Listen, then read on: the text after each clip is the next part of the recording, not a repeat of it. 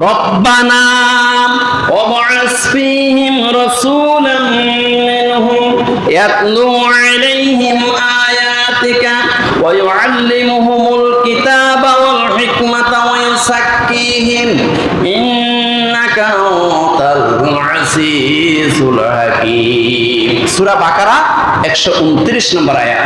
আল্লাহ রাব্বুল আলামিন বলতেছে যে আমার বন্ধু আমার খলিল ইব্রাহিম আলাইহিস সালাম এরপরে এই দোয়াটা করেছে। কি করেছে? আল্লাহ, যে দুনিয়ার মধ্যে সবচেয়ে বড় সম্পদ হলো সন্তান। আমি কোটি কোটি টাকা বাড়ি গাড়ি করলাম, 40টা গার্মেন্টসের মালিক হইলাম, 10টা জাহাজের মালিক হইলাম, 50টা হেলিকপ্টারের মালিক হইলাম, 20 তলা বিল্ডিং এর মালিক হলাম, সব রুমে এসি করলাম, কিন্তু আমার সন্তানটা যদি কুলাঙ্গার হয়, এ সম্পদ থাকবে?